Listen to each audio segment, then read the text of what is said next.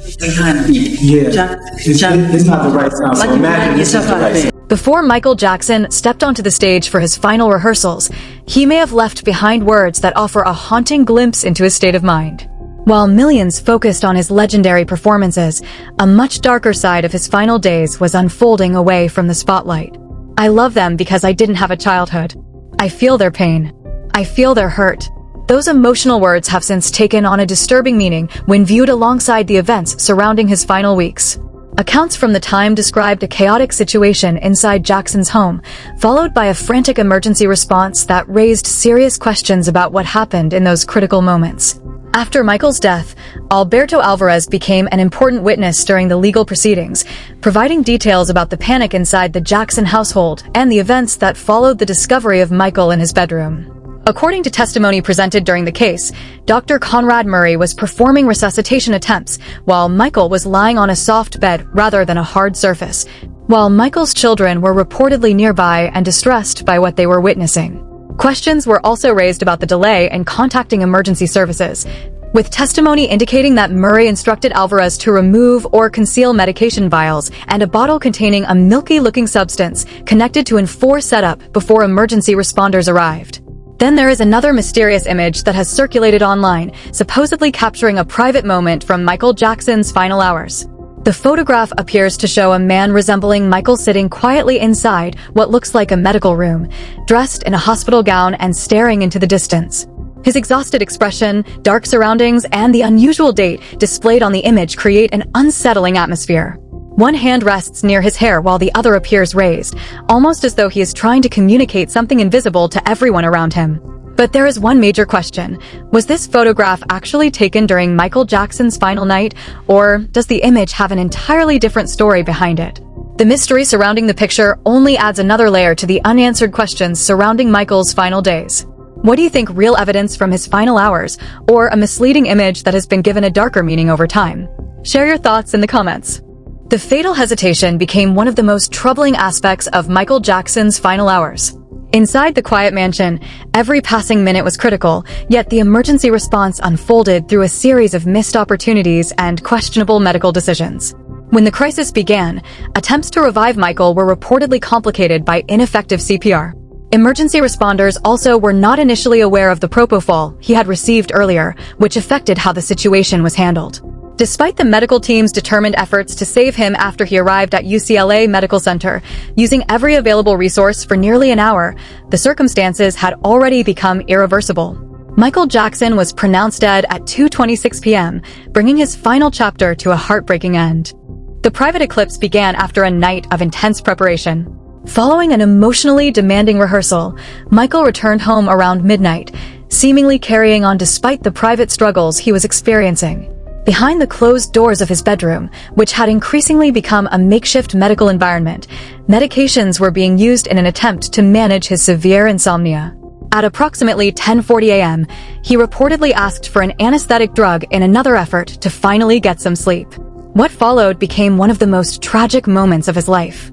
A period of silence passed before it became clear that Michael was unresponsive, while attempts were made to revive him in the presence of his children.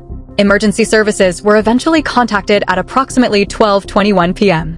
Despite continued efforts to save him, Michael Jackson died at 2:26 p.m. on June 25, 2009. The weight of the crown had become enormous by 2009. Michael Jackson was under immense pressure to rebuild his career, protect his legacy, and provide security for his children. Facing hundreds of millions of dollars in financial obligations, he committed to the ambitious This Is It residency, originally planned as a series of 50 concerts designed to revive his career and strengthen his financial future. Preparing for such a massive production required extraordinary dedication, while the intense media attention made the situation even more difficult. Driven by his passion for perfection and his determination to prove that he could still deliver unforgettable performances, Michael continued working despite serious personal struggles. Chronic pain, exhaustion, and insomnia reportedly became major challenges, yet much of his focus remained on his career. The use of propofol became connected to those desperate attempts to deal with his inability to sleep. Then came the day the earth stood still. When Michael Jackson suddenly died on June 25, 2009, the shock spread across the world almost instantly. Millions of people rushed online searching for information, creating enormous traffic surges across major websites and social media platforms. His death was more than the loss of a superstar. For countless fans, it felt like the disappearance of an important piece of global culture. On July 7, 2009, a massive memorial service was held at Staples Center in Los Angeles to honor his life and legacy. Around 17,500 fans attended inside the venue, while millions more watched the ceremony through live broadcasts around the world. It became a deeply emotional farewell, featuring powerful performances from artists including Mariah Carey and Stevie Wonder, who joined countless others in mourning one of the most influential entertainers in music history. The Slurred Blueprint offers a remarkable glimpse into how Michael Jackson thought, dreamed, and worked during the final months of his life. A recording made on May 10, 2009, and later played during the 2011 trial, gave the public a rare insight into his emotional state and his desire to create something meaningful for future generations. In the recording, Michael spoke about not having a childhood and feeling the pain of others, while his voice sounded unusually slow and slurred, reflecting the exhaustion he was experiencing at the time. Despite the condition of his speech, his vision remained clear. He wanted to create a medical facility that could help people and improve the lives of future generations. When discussing his music, he explained that some of his songs came from personal pain, saying, "These are the songs I've written because I hurt." Behind those words was a deeply emotional artist who wanted to transform his own suffering into something that could bring comfort, hope, and inspiration to millions of people. The conspiracy in the shadows became another major part of the public discussion surrounding Michael Jackson's death. While the world mourned the loss of a musical legend, questions continued to circulate about what truly happened during his final days. Michael's sister, LaToya Jackson, publicly promoted the belief that his death was not simply an accident, but the result of a deliberate murder. In interviews with international media, she claimed that people surrounding Michael during his final days may have been involved in a much larger and more dangerous situation. LaToya also suggested that Michael had concerns about people wanting control of his valuable music catalog and publishing rights. She rejected the idea that Dr. Conrad Murray had acted completely alone, instead portraying him as someone who may have been used as a scapegoat. Her claims created further controversy and disagreement within the Jackson family. Although the legal case ultimately established Michael's death as a result of medical negligence, LaToya's accusations continued to fuel public speculation about whether there was more to the story. The verdict of negligence eventually became the official legal conclusion. Investigators determined that Michael Jackson died from acute propofol intoxication combined with other sedatives, with the drugs being administered in circumstances that were not medically appropriate. In 2011, Dr. Conrad Murray stood trial for involuntary manslaughter. Prosecutors argued that his actions and medical decisions amounted to gross negligence and played a direct role in Michael's death. Murray was ultimately found guilty and sentenced to 4 years in prison. However, he served approximately half of that sentence before being released. More importantly, the conviction permanently damaged his medical career, and his medical licenses were revoked or suspended by authorities. The verdict provided a legal answer to the question of responsibility, but it did not end the public fascination with what happened inside Michael Jackson's home during his final hours.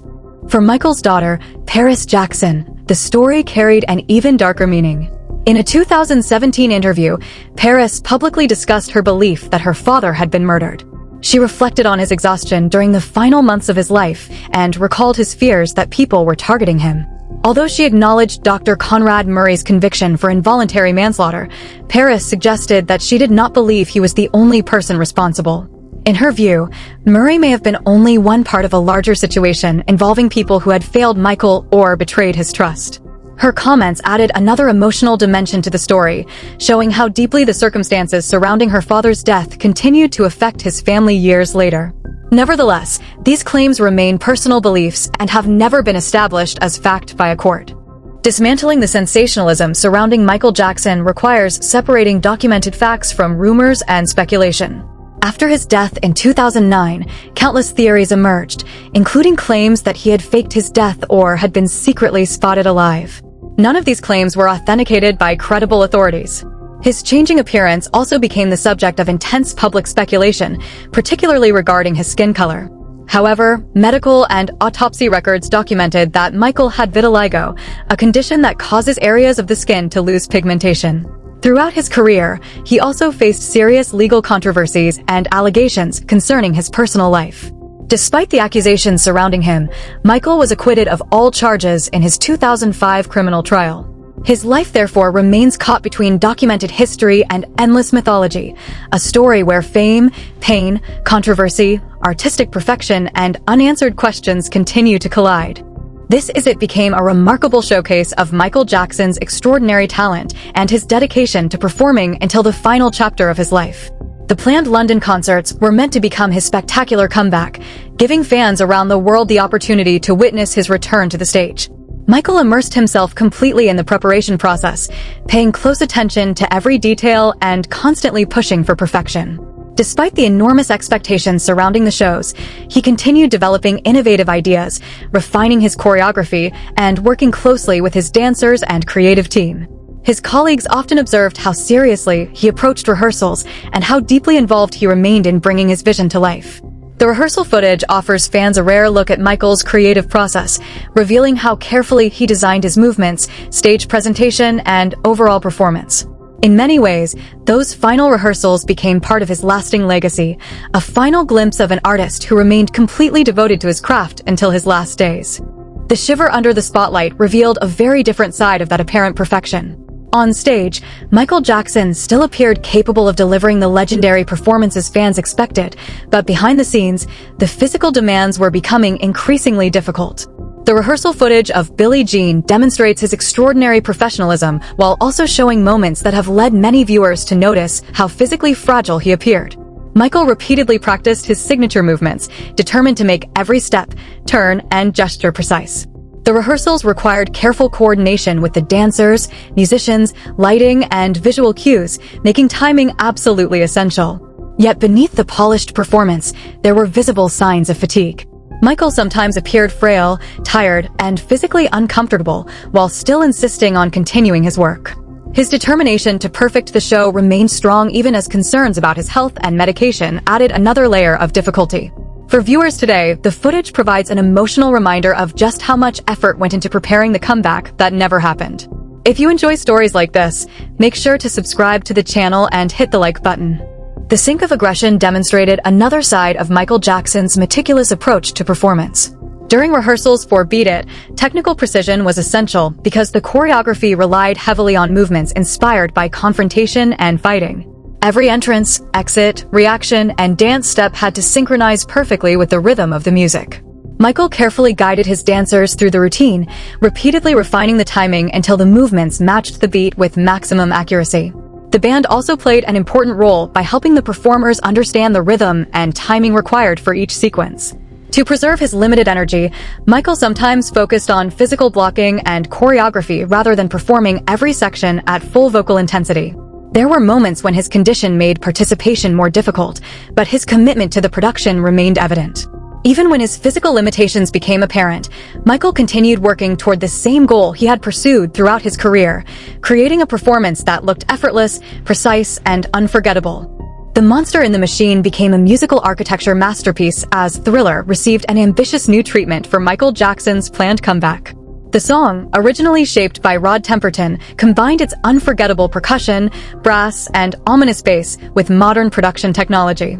The famous graveyard sequence was redesigned as a cinematic spectacle, incorporating advanced visual effects that were intended to transform the performance into something larger than a traditional concert routine.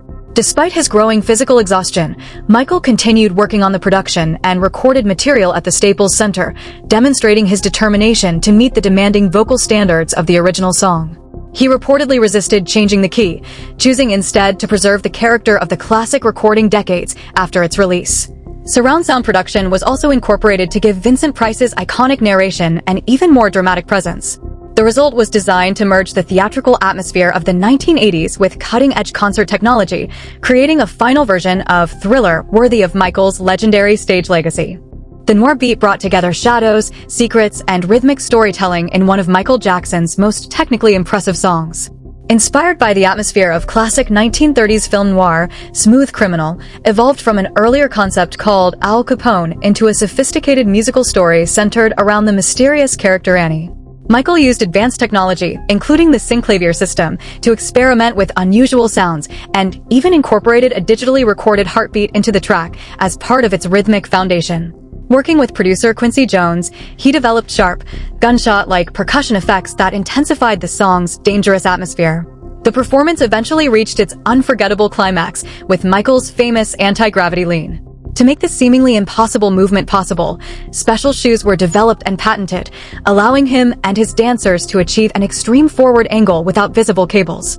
The iconic sequence became a defining example of Michael's ability to combine storytelling, choreography, technology, and visual illusion into one unforgettable performance. The final silhouette was represented by Earth Song, an environmental anthem that carried a powerful message about humanity's treatment of the planet.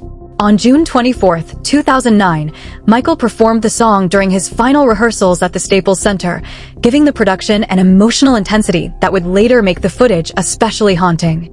The planned performance was designed to become one of the show's biggest emotional and technological climaxes, using massive visual projections to depict environmental destruction and the survival of a young girl in a devastated rainforest. Michael intended to merge music, technology, and activism, turning the stage into a visual warning about humanity's impact on nature. The production also incorporated enormous machinery, including a cherry-picker crane and military-style vehicles representing destruction caused by war. By combining the song with his Planet Earth poetry, Michael transformed the planned performance into more than entertainment. It became a powerful artistic statement against environmental destruction and global indifference. The facade of energy concealed a much more vulnerable reality during Michael's final creative period. For Shake Your Body, he developed choreography that required precise coordination between himself and his dancers. Yet behind the polished